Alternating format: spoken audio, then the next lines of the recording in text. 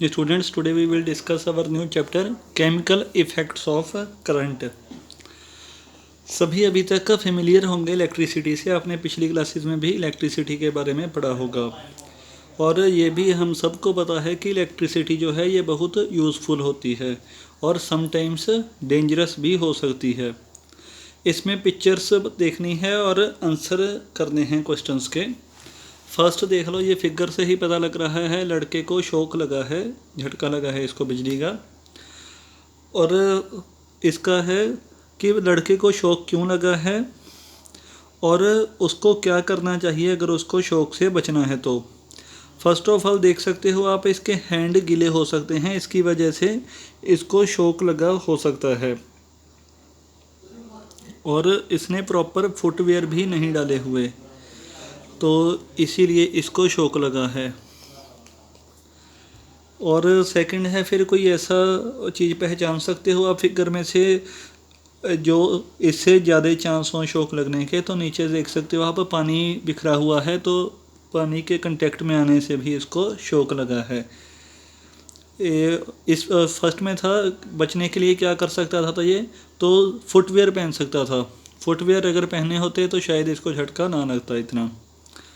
Second figure में electrician जो है इसके सफिशिएंट कहते हैं प्रोटेक्शन ली हुई है ताकि ये इलेक्ट्रिक शॉक से बच सके। तो बिल्कुल देख सकते हो आप, ग्लव्स भी पहने हुए हैं, फुटवेयर भी प्रॉपर पहने हुए हैं इसने, तो यस आंसर है इसका। What are the times of the attire that are being used to safeguard himself. उसने कौन कौन सी चीज़ें ऐसी पहनी हुई हैं, एक ग्लव्स और एक फुटवेयर, दो चीज़ें उसने पहनी हुई हैं शॉक से बचने के लिए। ये मटेरियल किससे बने होते हैं, रबड़ से बने होते हैं ये वाले मटेरियल, क्योंकि रबड़ से करंट पास नहीं होता। हमने ये भी फिर पढ़ा हुआ है, जैसे सम सब्सटेंसेस मेटल्स हैं उनमें से इलेक्ट्रिक करंट पास हो जाता है ईजिली, ऐसे मटेरियल्स को बोलते हैं कंडक्टर्स।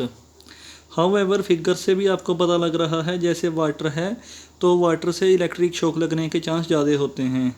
तो इसका मीन्स क्या है कि फिर इलेक्ट्रिक करंट क्या पास हो सकेगा वाटर से, बिल्कुल वाटर से इलेक्ट्रिक करंट पास हो सकेगा, पर उसकी कंडीशंस हैं कुछ जो आप इस चैप्टर में पढ़ोगे। हम ये भी पढ़ेंगे कि केमिकल रिएक्शंस कैसी होती हैं जब करंट किसी भी लिक्विड से पास करता है, और इस प्रोसेस को डिफरेंट एप्लीकेशंस में कैसे यूज़ किया जाता है, किस तरह इसको हम अप्लाई करते हैं। Next topic is electrical conductivity. Ability किसी भी सब्सटेंस की का मेजर कि वो करंट को अपने में से पास होने दे, इसको बोलते हैं इलेक्ट्रिकल कंडक्टिविटी। जो गुड कंडक्टर होंगे उनकी हाई इलेक्ट्रिकल कंडक्टिविटी होगी देन पुअर कंडक्टर से, जैसे कॉपर एंड एल्युमिनियम हो गए, इनकी हाई इलेक्ट्रिकल कंडक्टिविटी होगी, मतलब ज़्यादा करंट इनमें से पास हो सकेगा। जैसे वाइल जबकि प्लास्टिक, रबड़ और वुड हैं उनकी लो इलेक्ट्रिकल कंडक्टिविटी होगी, क्योंकि वो अपने में से करंट को पास नहीं होने देंगे या बहुत कम करंट को पास होने देंगे। सम लिक्विड्स हैं, सारे नहीं, वो गुड कंडक्टर्स हैं इलेक्ट्रिसिटी के। फिर कुछ कॉमन लिक्विड्स जो हैं उनमें से हम इलेक्ट्रिसिटी की कंडक्टिविटी के बारे में पढ़ेंगे कि कितना किन में से करंट पास हो सकता है। फर्स्ट टॉपिक है electrical conductivity of water. Pure water जो है उससे तो इलेक्ट्रिसिटी नहीं पास हो सकती बिल्कुल भी, देयरफॉर जो सिंपली प्योर वाटर होगा नॉर्मल कंडीशंस में उसमें से करंट नहीं पास होगा। पर जो पानी हमारे घरों में होता है वो प्योर थोड़ी होता है, और उसमें कुछ इम्प्योरिटीज़ होती हैं, उसमें प्योरिटीज़ होती हैं, इम्प्योरिटीज़ साल्ट की फॉर्म में, कुछ साल्ट उसमें मिले हुए होते हैं, तो इसीलिए वो वाटर इम्प्योर होता है। अगर थोड़े से भी साल्ट डिज़ोल्व कर दो पानी में या थोड़ी सी भी कोई भी इम्प्योरिटी हो तो वो वाटर जो होगा वो गुड कंडक्टर हो जाएगा फिर करंट का। ये एक बहुत यूज़फुल एप्लीकेशंस है और बहुत यूज़फुल इंफॉर्मेशन है हमारे लिए।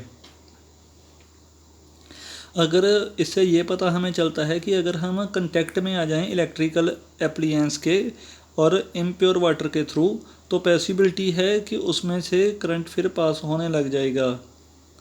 तो अगर ऐसा हुआ तो आपने गीले हाथों से किसी भी इलेक्ट्रिसिटी की चीज़ को टच कर लिया तो क्या होगा, आपको करंट लगने के फिर चांस ज़्यादा होंगे। बिल्कुल अगर सिंपल सर्किट भी है इलेक्ट्रिक स्विच, उसको भी अगर हम गीले हाथों से पकड़े तो भी हमें शॉक आसानी से लग सकता है। इसीलिए जब भी किसी इलेक्ट्रिसिटी की थिंग को या इलेक्ट्रिकल एप्लियंस को हमने पकड़ना है तो पहले ये केयर रखनी है कि हाथ हमेशा सूखे होने चाहिए। नेक्स्ट है electrical conductivity of other liquids. ज़्यादातर जो एसिड और बेस होते हैं जो पानी में मिले हुए होते हैं वो गुड कंडक्टर होते हैं इलेक्ट्रिसिटी के। जब साल्ट जैसे sodium chloride and potassium iodide are heated, जब इनको हीट किया जाता है तो ये मोल्टन साल्ट्स बन जाते हैं, मतलब इनमें से पानी थोड़ा सा निकलने लग जाएगा बाहर। ये फिर अगर पानी बाहर आ गया तो ये गुड कंडक्टर हो जाएंगे इलेक्ट्रिसिटी के।